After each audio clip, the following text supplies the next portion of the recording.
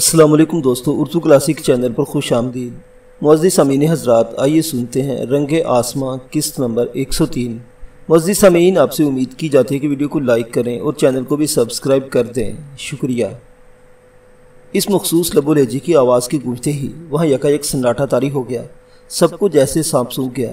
وہ یکٹک دروازے کی جانب دیکھنے لگے تھے اور وہاں سے جوگندر دھمالیہ اندر داخل ہو رہا تھا۔ اس کے بائیں ہاتھ کی مٹھی میں بیڑی دبی ہوئی تھی۔ اس نے ایک کش لیا اور کمرے کے وسط میں پڑے ڈرم پر اپنی ایک ٹانگ رکھ کر ہک دک سے کھڑے رگھوناتھ اور بیساکھی سنبھالے ہوئے شنکر کی طرف دیکھ کر بولا۔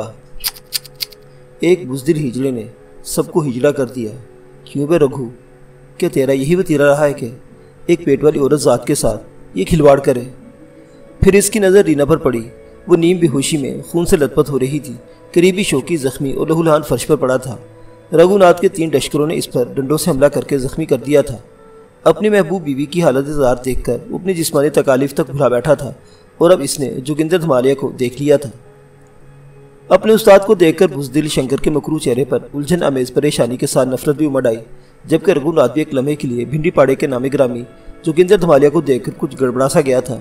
اس کے ڈنڈا بردار لشکروں کو بھی جیسے بریک لگ گئے تھے۔ چند ثانیے بعد ہی رگھوناتھ نے جوگندر دھمالیہ سے غصیلے لہجے میں کہا، دھمالیہ، میرے اڈے پر آ کر مجھے ہی للکارنے کا مطلب جانتا ہے تو؟ چپیدی کا شوربہ۔ جوگندر دھمالیہ نے استہزائی طنز سے کہا، مطلب تو میں تو یہ سمجھانے والا ہوں بزدلوں کے ساتھ مل جانے والے چوہے۔ پھر وہ فرش پر زخمی اور بے حال سے پڑے شوکی اور رینا کی طرف اشارہ کرتے ہوئے تحکمانہ درشتی سے بولا، خیر چاہتا ہے تو اسی وقت ان دونوں کو اسپتال پہنچانے کا بندوبست کر دے، باقی باتیں بعد میں ہوں گی۔ دھمالیہ، رگھوناتھ حلق کے بل دھاڑا، تو اپنی خیر منا، بزدل ساتھیوں کو جھمگٹا کر کے تو زیادہ اکڑنے لگا ہے۔ بزدلوں کو دھمالیہ نکال باہر کرتا ہے اور تو انہیں اپنے ہاں جمع کرتا ہے۔ آخری بار بول رہا ہوں، اگر ان دونوں میں سے کسی کو کچھ ہو گیا تو اپنے انتم سنسکار کی تیاری ابھی کروا لے۔ جوگندر نے پھر اسے تہدید کی، اب اسے مت چھوڑنا، مار مار کے بھرکس نکال دو اس سالے کا۔ رگھوناتھ چیخا۔ اس کے ڈنڈا بردار ساتھی جو حکم کے منتظر تھے یک بیک جہران انداز میں دھمالیہ کی جانب ڈبکے۔ چل پھر یہی صحیح، تیرا آخری وقت آ گیا رگھو، کہتے ہوئے دھمالیہ نے مٹھی منہ سے لگا کر بیڑی کا آخری کش لیا اور ایک طرف پھینک دی۔ اسی وقت 3 ڈنڈے اس پر برسے، مگر دھمالیہ نے بجلی کسی پھرتی کے ساتھ جھکائی دی۔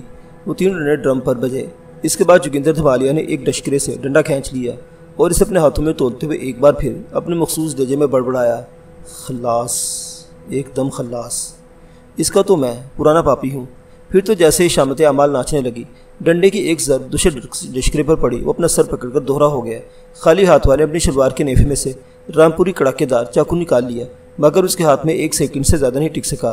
جوگندر نے نیز دارے میں لٹ کو اس طرح جنبش دی کہ ڈنڈے کے ایک سرے نے اس کی جانب بڑھتے ہوئے تیسرے ڈشکرے کی خبر لی اور دوسرا وار چاقو والے کے ہاتھ پر پڑا۔ چاقو اس کے ہاتھ سے نکلا، اس کی چیخ ابھری اور ہاتھ کی ہڈی چٹکتی ہوئی محسوس ہوئی۔ رگھوناتھ اپنے ڈشکروں کو پھرتا ہوا دیکھ کر دوسروں کو بھی اشارہ کر دیا، باقی 3 بھی اس کی جانب بڑھے۔ جوگندر دھمالیہ نے اب لٹ کو درمیان سے پکڑ لیا اور اسے ضرب کی شکل میں یوں گھمانے لگا جیسے 2 پروں کا پنکھ گھومتا ہے، پھر تو ایک کے بعد ایک گرنے لگا۔ یہی وہ وقت ہے جب رگھوناتھ خود بھی میدان میں کود پڑا۔ شنکر کے مکروہ چہرے پر تشویش دوڑ گئی۔ اس نے پھر اپنے ہاتھ کی انگلیوں کو مخصوص انداز میں منہ میں دبا کر سیٹی بجائی، مگر اندر داخل ہونے والوں میں اس بار رگھوناتھ کے آدمی نہیں بلکہ جوگندر دھمالیہ کے آدمی تھے۔ شنکر انہیں دیکھ کر ہکا بکا رہ گیا اور خوف سے اس کی حالت پتلی ہو گئی۔ رگھوناتھ بھی اب جوگندر سے پٹنے لگا۔ اسے بچھاڑنے کے بعد جوگندر نے اپنے ساتھی کو حکم دیا، ان دونوں کو فوراً اسپتال پہنچاؤ، ترنت۔ اس کے ساتھ ہی ساتھی حرکت میں آ گئے اور رینا اور شوکی کو سنبھالنے لگے۔ شنکر اپنی بیساکھیاں فرش پر ٹیکتا دروازے کی جانب بڑھا ہی تھا کہ جوگندر دھمالیہ نے فرش پر پڑا ہوا چاقو اٹھا کر اس کی جانب اچھال دیا، جو اس کی گردن میں دستے تک پیوست ہو گیا۔ شنکر خرخاتے آواز نکالتا ہوا اپنی بیساکھیوں سمیت گرا اور وہیں دم توڑ گیا۔ اس کے بعد جوگندر نے رگھوناتھ کو گریبان سے پکڑ کر فرش سے اٹھا کر لڑکھڑاتی ٹانگوں پر کھڑا کر دیا اور گراتے ہوئے بولا، کیوں رگھو، کیا کہتا ہے اب؟ کر ڈالوں خلاص؟ مجھے معاف کر دو جوگندر بھائی، میں تیرا غلام۔ رگھو ہاتھ جوڑ کر گھگیانے لگا، تیرے جیسے بزدل و خبیث غلام بھی مجھے پسند نہیں۔ جوگندر نے حقارت اور نفرت سے یہ کہتے ہوئے اسے جھٹکا دیا تو وہ دیوار سے ٹکرا کر پھر گر پڑا۔ علی نے ہمت نہیں ہاری تھی، لیکن اسی ہاک کے بھگوڑے کپتان گرے ہنٹ کو یہاں دیکھ کر پریشان ضرور ہو گیا تھا۔ جنگلیوں کے سردار راگونڈا کے ساتھ اس کا اس قدر دوستانہ انداز بھی علی ریحان کی روایت سے تشویش تھا۔ جو دونوں کو ایک ساتھ دیکھ کر اس کے اندر کھٹک بھی پیدا ہونے لگی تھی کہ آخر وہ کون سی معاملہ داری تھی جس نے ان دونوں کو دوست بنا دیا تھا۔ اچانک سوچتے سوچتے اس کے ذہن میں ایک دھماکہ سا ہوا، خزانہ، یہ لفظ اس کے ذہن میں ابھرتے ہی اسے سردار راگونڈا اور گرے ہنٹ کے آپس میں گٹھ جوڑ کی وجہ بھی سمجھ میں آ گئی۔ وہ سوچنے لگا ضرور مکار اور شکست خوردہ گرے ہنٹ نے سردار راگونڈا کو اسی خزانے پر قبضہ کرنے کے لیے اپنے ساتھ ملا لیا ہوگا، اور چونکہ اس جزیرے میں ایک طرح سے جنگلوں کے سردار راگونڈا ہی کی حکومت تھی، اس نے سوچا ہوگا اسے ساتھ ملا کر جہاز پر قبضہ کر لیا جائے۔ یہ خیال آتے ہی علی کو اپنے ساتھیوں کی فکر ستانے لگی۔ وہ ایک دم بے چین ہو گیا۔ وہ سوچنے لگا کہ کیا اس کے ساتھی اتنے سارے جنگلیوں کا مقابلہ کر پائیں گے جبکہ وہ خود بھی ان کے درمیان میں نہیں تھا۔ اس فکر نے اسے مزید بے چین کر دیا۔ اس نے اپنی کوششیں تیز کر دیں۔ وہ جلد سے جلد اپنے ہاتھوں پیروں کی رسیاں کھول کر یہاں سے نکل جانا چاہتا تھا، لیکن یہاں تو حال یہ تھا کہ ابھی تک گھنٹوں کوشش کے بعد وہ صرف ایک ہی گرہ کھول پایا تھا، بلکہ ڈھیلی کر پایا تھا۔ وہ مایوس نہیں ہوا۔ اس نے حوصلہ ہارنا اور مایوس ہونا تو سیکھا ہی نہیں تھا، لہٰذا وہ دوبارہ اپنی جدوجہد میں مصروف ہو گیا۔ اس طرح سے مزید کئی گھنٹے اور بیت چلے۔ اس دوران میں ایک مصیبت یہ بھی ہوتی تھی کہ تھوڑی دیر بعد کوئی سنان بردار جنگلی اندر آ کر اسے ایک نظر بھی دیکھ لیتا تھا۔ اس طرح علی کی کوشش میں تھوڑا سا وقفہ آ جاتا۔ دیر اسی وجہ سے ہو رہی تھی۔ بہر کیف اس نے ہمت نہ ہاری اور اپنی جستجو میں لگا رہا، یہاں تک کہ وہ کامیاب ہو گیا۔ اس نے مزید کئی گھنٹوں کی کوشش کے بعد بالآخر اپنے رسن بستہ ہاتھوں پیروں کو رسیوں سے آزاد کروا ہی لیا۔ اس وقت باہر پو پھٹنے لگی تھی اور روشنی نمودار ہونے لگی تھی۔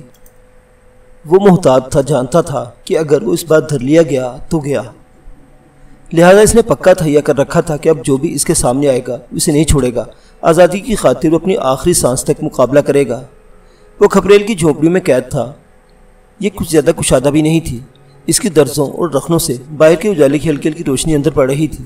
علی نے اسی جھری سے باہر جھانک کر دیکھا تو اسے صرف 2 ہی نیزہ بردار جنگلی پہرے پر بیٹھے دکھائی دیے، جبکہ بستی جاگ پڑی تھی اور لوگ باغ جن میں عورتیں، مرد، بوڑھے اور بچے سبھی شامل تھے روزمرہ زندگی اور کام میں مشغول ہو گئے تھے۔ علی نے ان سب کا غور سے جائزہ لیا۔ وہ اب آر یا پار جیسی صورتحال سے دوچار تھا۔ اس نے سوچا اگر وہ جھونپڑے کا سرکنڈوں والا دروازہ توڑتا ہے، جو اس کے لیے زیادہ مشکل بھی نہ تھا، تو یہ سب لوگ اس کے پیچھے لپکیں گے۔ کوئی ایسی ترکیب لڑائی جائے کہ وہ ان سب کی نظروں میں آئے بغیر خاموشی سے قید خانے سے بھاگ نکلے۔ اپنے کامیاب فرار کے لیے اسے عقبی سمجھ زیادہ سودمند معلوم ہوئی، کیونکہ اس طرف ایک بستی کے زیادہ لوگ موجود نہ تھے۔ دوسرے یہ کہ وہاں سامنے اور دائیں بائیں کی طرف کوئی میدان بھی نہ تھا، جبکہ عقبی سمت میں مقابلتاً قد آدم گھاس، لمبی لمبی خودرو جھاڑیاں اور اس سے ذرا ہی پرے جنگل تھا۔ مگر اب سوال یہ پیدا ہوتا تھا کہ جھونپڑے کا دروازہ تو سامنے کے رخ پر تھا، اور اگر وہ وہاں سے بھاگ نکلنے کی کوشش کرتا تو سب کی نظروں میں آ جاتا۔ ایک بار تو اس نے کوئی ترکیب سجائی نہ دینے پر تنگ آگے سوچا بھی کہ وہ یہی دروازہ توڑ کر ایک دم پیچھے کی سمت بھاگ کھڑا ہوگا اور پھر اندھا دھند گھاس اور جھاڑیوں کے اس میدان کی طرف دوڑتا چلا جائے گا۔ اگرچہ اس میں بھی خطرہ ہی تھا، مگر اور کوئی صورت نظر نہیں آ رہی تھی۔ ایک دھڑکا یہ بھی لگا ہوا تھا کہ حسب سابق اگر کوئی جنگلی سے دیکھنے کے لیے اندر آ جاتا تو اسے رسیوں سے آزاد دے کر شور بھی مچا سکتا تھا، اور وہی ہوا۔ اس نے دیکھا کہ باہر موجود جنگلیوں میں سے ایک نیزہ بردار جنگلی جھونپڑے کے دروازے کی طرف بڑھ رہا تھا۔ علی فوراً دروازے سے ہٹ گیا اور رسیوں کے پاس جا کر اسی طرح گول مول ہو کر فرش پر لیٹ گیا جیسے جکڑا ہوا ہو۔ رسیاں اس نے اپنے گرد پھیلا لی تھی۔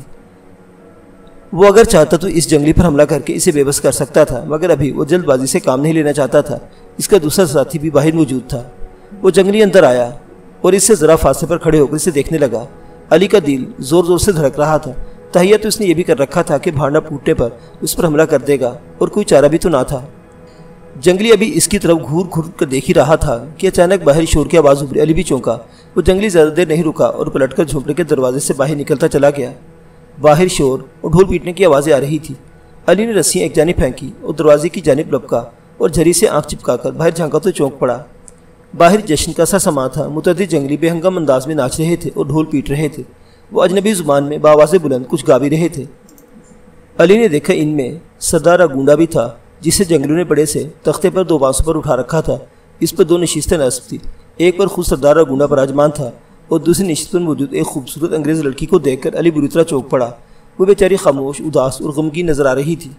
علی بدنصیب عزابیلا کو پہچان چکا تھا۔ اسے غصے سے ہونٹ بھیج دیے تو اس بدبخت سردار نے عزابیلا سے پیار رچا لیا ہے۔ یقیناً یہ زبردستی کیا ہوگا اس مردار نے۔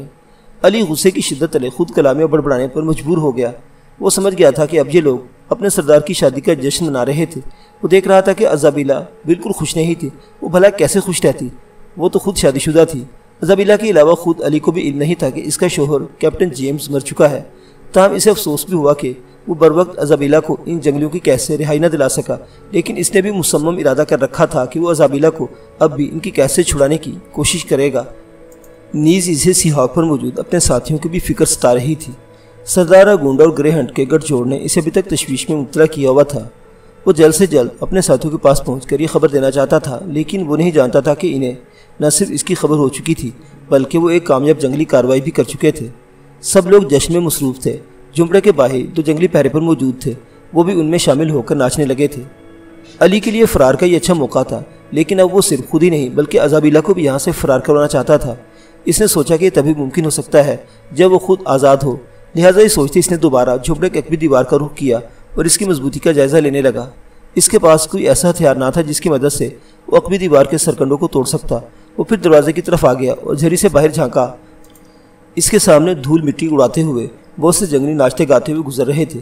علی کے ذہن میں ایک دھماکہ سا ہوا اور پھر جیسے آر پار کے مصداق وہ بھی سڑبونگ سے فائدہ اٹھانے کی غرض سے دروازہ کھول کر ان میں شامل ہو گیا۔ مٹی، دھول اور جنگلیوں کی جانداروں جیسے ریوڑ میں وہ گم ہو گیا۔ پھر موقع پاتے ہی وہ اقوی سمت میں کھسکنے لگا اور خود کو زمین پر گرا دیا۔ اب وہ دیگر کھپریل اور سرکنڈوں کے جھونپڑوں کی اوٹ میں سینے اور کونوں کے بل اس طرف آ گیا جو اس کی مقرر کردہ جگہ تھی۔ قدِ آدم جھاڑیوں اور گھاس کے میدان میں قدم رکھتے ہی اس نے بے تحاشا دوڑ لگا دی اور جنگل میں ہی جا کر دم لیا۔ جشن چند گھنٹوں تک چلتا رہا۔ اس کے بعد اختتام پذیر ہو گیا۔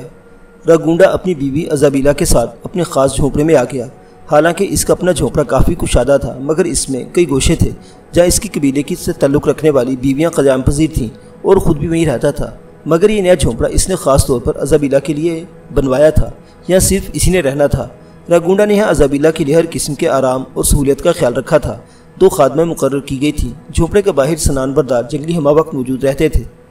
راگونڈا کو جو در حقیقت ایک برٹش شہری تھا، اسے ازابیلا نے ایک ہی رات میں اپنا فریفتہ اور دیوانہ بنا دیا تھا۔ راگونڈا بہت خوش تھا چونکہ ازابیلا بھی انگریز تھی، اس لیے راگونڈا اسے اور بھی پسند کرتا تھا، لیکن وہ ازابیلا کو خاموش، اداس اور غمگین دیکھ کر جھلا رہا تھا۔ جھونپڑے میں آ کر اس نے بڑے پیار سے سمجھانے کی کوشش کی، ڈارلنگ ازابیلا، میں تم سے بہت محبت کرنے لگا ہوں۔ تم سے شادی کر کے جیسے میں نے سب کچھ پا لیا ہے۔ اسے تم شادی کہتے ہو؟ ازابیلا نے نفرت اور غصے سے دیکھا تو راگونڈا اندر سے کھول کر رہ گیا مگر چپ رہا۔ کیا تم نہیں جانتے تھے کہ میں پہلے سے شادی شدہ ہوں؟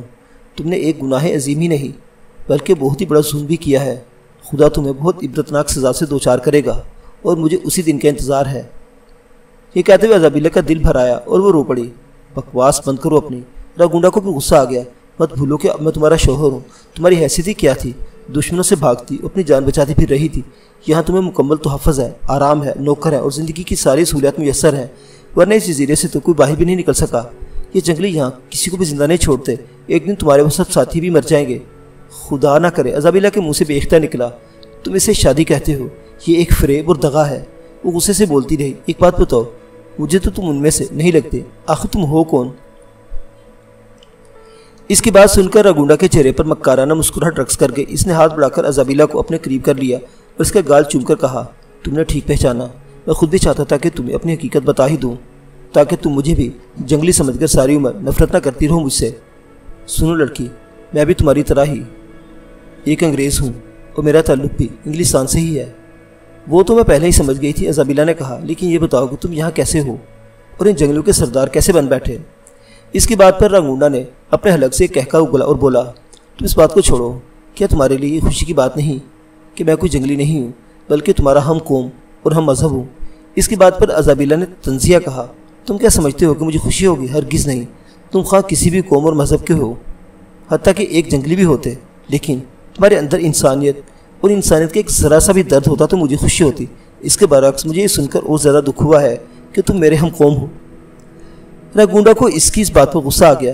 وہ فطرتاً ہر چٹ آدمی تھا، مگر جانے کیا بات تھی وہ ازابیلا پر ہاتھ اٹھانے کی جرات نہ کر سکا۔ یوں وہ ایک دم تیوریوں پر بل ڈال کر بولا، بس بہت ہو گیا، تم اپنا منہ بند رکھو لڑکی۔ اب تم میری بیوی ہو اور تمہیں میرے ساتھ ہی رہنا ہوگا۔ میرے جسم کو تو تم زبردستی اپنے ساتھ رکھ سکتے ہو، مگر میری روح کو نہیں، جو ہمیشہ تم سے نفرت اور صرف نفرت ہی کرتی رہے گی۔ ازابیلا نے بھی بلا خوف جواب دیا، ٹھیک ہے پھر دیکھ لوں گا میں تمہیں۔ یہ کہہ کر وہ غصے سے پاؤں پٹکتا وہ جھونپڑے سے نکل گیا۔ وہ غصے میں پھنکتا اپنے جھونپڑے میں پہنچا۔ ازابیلا نے بھی اس کا موڈ خراب کر ڈالا تھا، حالانکہ اس کا ارادہ ازابیلا کے ساتھ بیٹھ کر پیار بھری باتیں کرنے کا تھا۔ کہاں تو اسے پوری امید تھی کہ ازابیلا یہ سن کر خوش ہو جائے گی کہ وہ بھی اس کے ملک اور قوم سے تعلق رکھتا تھا، مگر اس نے تو اسے بری طرح لتاڑ دیا تھا۔ وہ اپنے جھونپڑے میں پہنچا تو وہاں گرے ہنٹ اس کا منتظر تھا۔ کیا ہوا دوست، یہ تم اتنے غصے میں کیوں نظر آ رہے ہو؟ گرے ہنٹ اس کی طرف دیکھ کر پوچھا۔ چھوڑو یار، کام کی بات کرتے ہیں، راگونڈا نے برا سا منہ بناتے ہوئے کہا۔ گرے ہنٹ کو کچھ اندازہ ہو گیا کہ معاملہ کیا ہو سکتا ہے، اسی لیے اس نے بھی زیادہ نہیں کریدا فوراً کام کی بات پر آتے ہوئے بولا۔ تو پھر دوست، کام کی بات یہ ہے کہ ہم آج رات ہی جہاز پر دوسرے حملے کی تیاری کریں گے اور ہمیں زیادہ دیر نہیں کرنی چاہیے اب، اور یہ حملہ آخری ہونا چاہیے۔ راگونڈا نے جیسے گرہ لگائی۔ ایسا ہی ہوگا، تم کم از کم 30 کے قریب جنگجو افراد میری کمانڈ میں دے دو جو میرے اشاروں کو اچھی طرح سمجھ سکیں، کیونکہ تمہاری طرح نہ وہ میری زبان سمجھتے ہیں اور نہ ہی میں ان کی۔ گرے ہنٹ بولا۔ ٹھیک ہے، تم اس کی فکر مت کرو، راگونڈا بولا، لیکن اس کے لیے پھر ایک دن درکار ہوگا، کیونکہ مجھے اس سلسلے میں ان 30 جنگجوؤں کو اشارے سمجھانا ہوں گے۔ ٹھیک ہے، جلد بازی مجھے بھی پسند نہیں، گرے ہنٹ نے کہا۔ پہلا حملہ بھی جلد بازی کی وجہ سے ناکام گیا، مگر اب کی بار پوری اور منظم پلاننگ کے ساتھ حملہ کریں گے۔ ایک خادم نے شراب لا کر رکھ دی اور وہ اسے شغل کرتے ہوئے باتیں بھی کر رہے تھے۔ اچانک ایک جنگلی خادم گھبرائے ہوئے داخل ہوا اور اس نے سردار راگونڈا سے کچھ کہا جو گرے ہنٹ کی سمجھ تو نہیں، البتہ وہ اس جنگلی کے انداز اور راگونڈا کے چونکنے سے سمجھ گیا کہ کوئی گڑبڑ ہو گئی ہے۔ پھر اس نے راگونڈا کو جلدی ہدایت دینے کے انداز میں جنگلی سے باتیں کرتے دیکھا اور وہ چلا گیا۔ کیا ہوا، خیریت تو ہے؟ اس نے پوچھا۔ ہمارا قیدی فرار ہو گیا ہے، راگونڈا نے بتایا۔ اس انکشاف پر گرے ہنٹ بری طرح چونکا اور قدرے برہمی سے بولا، کیسے بھاگ نکلا وہ؟ کیا تمہارے آدمی اتنے ہی نکمے ہیں؟ تم جانتے نہیں کہ وہ ہمارے لیے کس قدر اہم تھا اور اب فرار ہو جانے کے بعد کتنا خطرناک ثابت ہو سکتا ہے ہمارے لیے۔ تم فکر مت کرو گرے، میں نے اس کی تلاش میں آدمی دوڑا دیے ہیں، راگونڈا نے اس سے عذرائے تشفی کہا، مگر گرے ہنٹ کی تسلی نہیں ہوئی۔ وہ شکست خوردہ انداز میں ہاتھ ملتے ہوئے بولا، تم ان لوگوں کو نہیں جانتے چارلس، یہ چھلاوا صفت اور جنگجو لوگ ہیں۔ ان کمبختوں نے ہندوستان سے میرا پیچھا کیا اور مجھے میرے ہی اپنے جہاز سے بھاگ نکلنے پر مجبور کر ڈالا، بلکہ میں تو ان کے ہاتھوں مرتے مرتے بھی بچا ہوں۔ کیا تم اب بھی ان سے اتنے خوفزدہ ہو؟ راگونڈا حیرانی سے بولا، مت بھولو کہ اب میں تمہارے ساتھ ہوں اور یہ پورا قبیلہ بھی، ہم ان سب کی ایسی کی تیسی کر ڈالیں گے، تو پیو۔ کہتے ہوئے اس نے شراب کی ایک سراہی اس کی جانب بڑھا دی۔ گرے ہنٹ کے چہرے پر ہنوز تشویش کے سائے لرزاں تھے۔ اپنے دونوں ساتھیوں علی ریحان رضابیلا کی تلاش میں نکلے ہوئے زمان کو کافی دیر ہو گئی تھی۔ سو اتفاق یہ وقت تھا جب علی بھی جنگلیوں کی قید سے فرار ہو کر اسی مقام تک پہنچ کر رکا تھا، کیونکہ وہ اب ایک جگہ تھوڑا سا ستانے کے بعد دوبارہ جنگلیوں کی آبادی کی طرف جانے کا ارادہ رکھتا تھا۔ وہ رضابیلا کو بھی جنگلیوں کی قید سے چھڑانے کا عزم کیے ہوئے تھا۔ زمان سے اس کی ملاقات ہو گئی اور وہ دونوں درینہ ایک دوسرے کو دیکھ کر بہت خوش ہوئے، یہاں تک کہ شدت جذبات تلے زمان کی آنکھیں نمناک ہو گئی۔ علی کو دھچکا لگا، کیونکہ اس نے زمان کو پہلے کبھی اس قدر جذباتی ہوتے نہیں دیکھا تھا۔ کیا بات ہے دوست، تم اتنے دکھی کیوں ہو رہے ہو؟ اس نے پوچھ لیا، اور زمان نے اسے اپنے ساتھی اور بدنصیب رضابیلا کے شوہر کیپٹن جیمز کی جانے کا موت کے بارے میں بتا دیا کہ وہ کس طرح بحری قزاق جری اپا اور رضابیلا کے ساتھ لڑائی میں مارا گیا۔ نیز جنگلیوں نے بھی ان کے ساحل پر پھنسے ہوئے جہاز پر حملہ بولا تھا جو ناکام گیا تھا۔ کیپٹن جیمز کی موت پر علی کو بھی بہت دکھ ہوا، پھر اس نے اپنے بارے میں بھی بتا دیا اور رضابیلا کی حالت زار کا بتایا، جسے سن کر زمان کے تن بدن میں آگ لگ گئی۔ اس ذلیل سردار راگونڈا کو میں عبرتناک موت دوں گا، اس نے ایک بیچاری دکھیاری مجبور عورت کے ساتھ یہ زیادتی اور ظلم کیا ہے۔ پھر ذرا رک کر وہ گہرے تاثر سے بولا، جب بیچاری رضابیلا کو یہ معلوم ہوگا کہ اس کا محبوب شوہر جیمز اب اس دنیا میں نہیں رہا تو اس غریب پر کیا گزرے گی؟ اللہ صبر دینے والا ہے، علی نے ہولے سے کہا، پھر باعزم ہو کے بولا، اس رذیل انسان کو تو میں بھی زندہ چھوڑنے کا ارادہ نہیں رکھتا، لیکن ایک بات کا مجھے علم ہوا ہے کہ وہ سردار راگونڈا اور گرے ہنٹ کے درمیان کوئی خفیہ گڑھ چھوڑ ہوا ہے۔ اس کی بات پر زمان نے طنزیہ اور نفرت بھری مسکراہٹ سے کہا، اس بھگوڑے کپتان گرے ہنٹ کے پاس یہاں پناہ لینے کے سوا اور سہرا بھی کیا تھا؟ سیدھی سی بات ہے، اس حرامزادے نے سردار راگونڈا کو ہمارے جہاز کے خزانے کا لالچ دیا ہوگا اور اس سے مدد مانگی ہوگی، کیونکہ پہلے والے حملے میں مجھے اس حقیقت کا پہلے ہی اندازہ ہو چکا تھا۔ بالکل یہی بات ہے زمان بھائی، علی فوراً بولا، لیکن وہ اس بار زیادہ نفرت پوری منظم منصوبہ بندی کے ساتھ جہاز پر حملہ بولنے کا مضموم ارادہ رکھے ہوئے ہیں۔ فکر کی کوئی بات نہیں، زمان نے تسلی دینے کے انداز میں کہا، ہم نے پہلے ہی اس کا بندوبست کر رکھا ہے۔ پہلے والے حملے میں ہم نے انہیں عبرتناک شکست دی تھی اور ان کا بہت سا مال غنیمت جو ہتھیاروں کی صورت میں ہمارے ہاتھ لگا تھا وہ ہم نے اکٹھا کر لیا ہے۔ نہ صرف یہ بلکہ جال بھی پھیلا رکھا ہے۔ یہ سب باتیں اپنی جگہ، لیکن مجھے ایک اور بات کا بھی شبہ ہے، علی نے پرسوچ انداز میں کہا۔ وہ کیا؟ مجھے ان جنگلوں کا سردار راگونڈا بھی کوئی پرسرار آدمی لگتا ہے۔ کیا وہ بھوت ہے؟ زمان نے ہولے سے مسکرایا۔ نہیں یہ بات نہیں یار، علی ہنسا، مجھے وہ ان کے قبیلے کا نہیں لگتا بلکہ مہذب دنیا کا باسی لگتا ہے، یعنی فرنگی۔ اس نے معصوم اور دکھیاری رضابیلا کے ساتھ جو ناپاک حرکت کی ہے وہ غیر مہذب ہے، وہ جنگلی ہے۔ زمان نے نفرت سے کہا، اب کیا کرنا ہے؟ رات کی تاریکی کا انتظار اور پھر رضابیلا کی رہائی کے ساتھ راگونڈا اور گرے ہنٹ کی موت، زمان نے فیصلہ کن لہجے میں کہا۔ اس کی بات سن کر علی بھی فرتے جوش سے کہا، میں بھی یہی چاہتا ہوں۔ دونوں دوست رات اترتے کا انتظار کرنے لگے۔ جیسا کہ مذکور ہو چکا، زمان جب سی ہاک سے روانہ ہوا تھا تو اسے لوٹے ہوئے ہتھیاروں میں سے تیر، کمان، سنان اور خنجر اپنے ساتھ رکھ لیا تھا، اور تھوڑا بہت کھانے پینے کا بھی سامان اریبہ نے ساتھ کر دیا تھا۔ وہ دونوں دوست وہاں بیٹھ کر کھانا کھانے لگے۔ اس کے بعد زمان نے سنان علی کے حوالے کیا۔ تیر کمان وہ خود چلانا جانتا تھا۔ انہیں یہ بھی دھڑکا لگا ہوا تھا کہ کہیں ان کی تلاش میں جنگلیوں کو ٹولہ ادھر نہ نکلے، لہٰذا انہوں نے ایک اونچے اور گھنے پیڑ پر چڑھ کر پناہ لے لی۔ تھوڑی دیر گزری تھی کہ انہیں جنگلیوں کا ٹولہ نظر آ ہی گیا جو ان کی تلاش میں نکلا ہوا تھا۔ علی اور زمان بزدل نہیں تھے، چاہتے تو ان سے بھیڑ سکتے تھے، مگر ابھی اس کا کوئی فائدہ نہ تھا، اس لیے انہوں نے وہی دب کے رہنا مناسب خیال کیا۔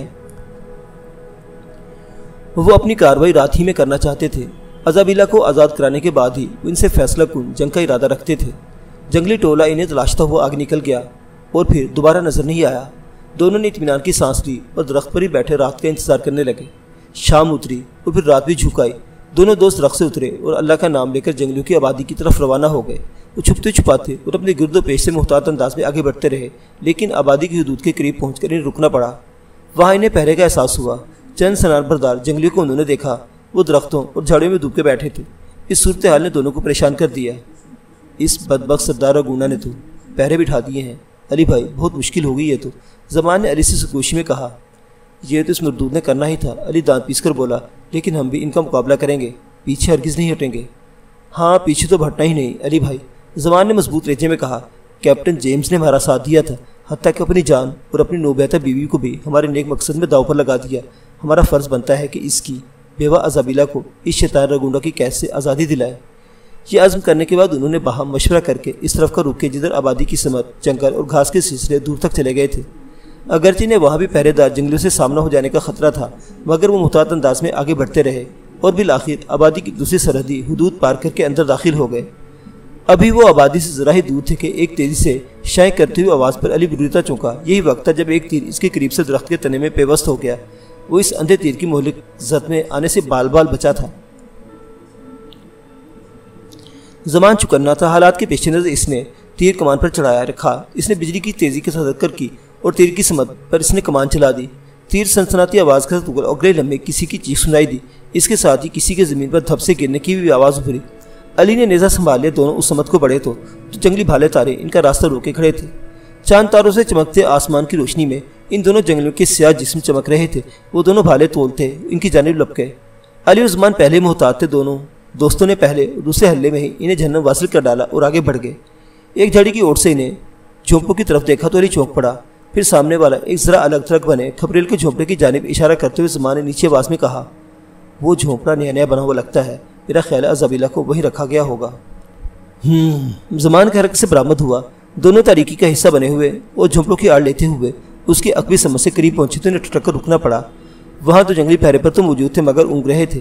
علی اور زمان نے معنی خیز انداز میں ایک دوسرے کی طرف دیکھا۔ انہیں ڈھیر کرنا چندہ مشکل نہ تھا۔ یہ کام انہوں نے چند لمحوں میں نپٹایا اور اندر داخل ہو گئے۔ اندر مشل کی ہلکی روشنی تھی۔ سامنے کھال کا بستر بچھا ہوا تھا۔ وہاں انہیں صرف ازابیلا لیٹی دکھائی دی۔